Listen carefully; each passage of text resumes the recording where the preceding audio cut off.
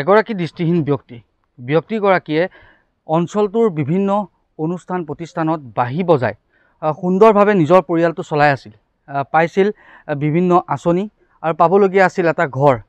কিন্তু আধাৰ কাৰ্ডখন বনাব নোৱাৰাৰ বাবে তেখেতে সেই আঁচনিসমূহৰ পৰা বঞ্চিত হ'ব লগা হৈছিল। মই সেই ব্যক্তিগৰাকীৰ লগত পোনপটীয়াকৈ কথা পাতিবলৈ চেষ্টা কৰিম আৰু জানিবলৈ চেষ্টা কৰিম যে কিহৰ বাবে তেখেতে আচলতে আধাৰ কাৰ্ডখন নাপালে। মই তেখেতৰ ওচৰলৈ আহিবলৈ চেষ্টা কৰিছোঁ। হয়, আপোনাৰ পৰিচয়টো দিব। নমস্কাৰ, মোৰ নাম শ্ৰী বলিন বৰা।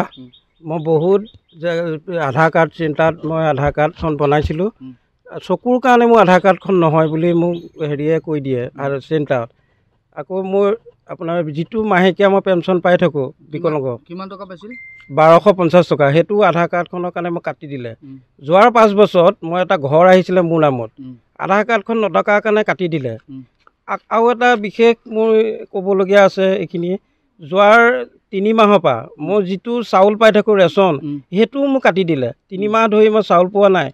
এতিয়াও মই চাউলকেইটা নাপাওঁ বুলি মোক ৰেচন কণ্ট্ৰলাৰে কৈছে বোলে তই আধাৰ কাৰ্ড বনাব নোৱাৰিলে তই চাউলটো লৈ নাপাবি। আৰু সেয়ে মই চৰকাৰৰ ওচৰত এতিয়াও অনুৰোধ কৰিছোঁ, মোক যাতে পৰিয়ালটো পোহপালন দি আধাৰ কাৰ্ডখন মোক উলিয়াই দি যাতে মোক পৰিয়ালটো যাতে মোক জীয়াই ৰাখে।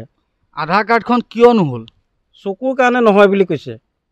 মানে মোৰ চকুৰ এটা যে হেৰি লয়, সেইটো কাৰণে নহয় বুলি 3-4টা চেণ্টাৰত গ'লো নহয়। আপুনি এই বিষয়ে কাৰোবাক জনাইছেনে আধাৰ কাৰ্ডৰ বিষয়ে? এই বিষয়লৈ মই DC ছাৰৰ ওচৰত গৈ পেলাই সিদিনা ল'ৰা ছোৱালীকেইটাক লৈ গৈ পেলাই ক'লোগৈ। ছাৰে মোক আপোনাৰ এই সদৰ চাৰ্কুল অফিচাৰক জনালে, জনাৰ পিছত বনাই দিলে। কৈছে বোলে 72 ঘণ্টাৰ ভিতৰত এক্টিভ হ'ব। এতিয়া 72 ঘণ্টাত মোৰ আপোনাৰ এতিয়া 2 মাহে হৈ গ'ল। তাৰপিছত মই গৈ আকৌ সুধিলোগৈ চাৰ্কুল অফিচাৰ, বাইদেউ কি কৰিম, আধাৰ কাৰ্ডখন নহ'ল। বোলে আমি এপ্লাই কৰি দিয়া মানুহে, আমিতো আধাৰ কাৰ্ডখন আপোনাৰ বনাই দিব নোৱাৰোঁ। এতিয়া আপোনাৰ নহয় যেতিয়া আমি উপায় নাই, আমি ক'বলগীয়া একো নাই। আপুনি কেনেকৈ পোহপাল দিয়ে পৰিয়ালটো? মোৰ মোৰ এটাই হ'ল উপাৰ্জন, মোৰ বাঁহীটো বজাই মই চলি আছোঁ। এতিয়া মই ৰেচনৰ চাউল 5 কেজি পাওঁ, সেইটোও মোক কাটি দিলে। ঘৰটো কাটি দিলে। মাহেকীয়া আপোনাৰ বিকলাংগ পইচাটো পাওঁ, সেইটোও কাটি দিলে। আপোনাৰ পৰিয়ালত কোন কোন আছে? পৰিয়ালত মোৰ বাইদেউ এজনী বিয়া দিয়া নাই, বিয়া মোৰ লগতে আছে। আৰু মোৰ ডাঙৰ ছোৱালীজনী 7ত পঢ়ে, সৰু ছোৱালীজনী 6ত, ল'ৰাটো মোৰ 2য় শ্ৰেণী। ইমানেই মোৰ পৰিয়াল। আপোনাৰ নামটো ক'ব নেকি? বলিন বৰা। ঠাইটো কোৱাৰ নাম? ঠাই বৰঙাতুলিত, ঘৰ মোৰ বৰঙাতুলিত, থানা খাটোৱাল। হয়, নিশ্চয়কৈ এয়া আছিল চামুগুৰিৰ বৰঙাতলীৰ এগৰাকী বিশেষভাৱে সক্ষম ব্যক্তি, যিগৰাকী ব্যক্তিয়ে আধাৰ কাৰ্ড বনাব নোৱাৰাৰ বাবে বঞ্চিত হ'ব লগা হৈছে চৰকাৰী বহু আঁচনিৰ পৰা। যিকেইটা চাউল 3 মাহৰ আগতে পাই আছিল, সেই চাউলকেইটাও এতিয়া বন্ধ হৈ পৰিছে। লগতে বিকলাংগ যি এক বিশেষভাৱে সক্ষম ব্যক্তিসকলৰ বাবে যি এক আঁচনি আছিল 1250 টকাৰ, সেই আঁচনিও তেখেতৰ বন্ধ হৈ আছে।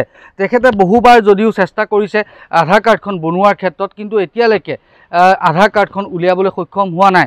গতিকে এইগৰাকী বলিন বৰাই চৰকাৰক অনুৰোধ জনাইছে যাতে তেখেতৰ যি আধাৰ কাৰ্ডখন অনতিপলমে যাতে বনাই দিয়ে।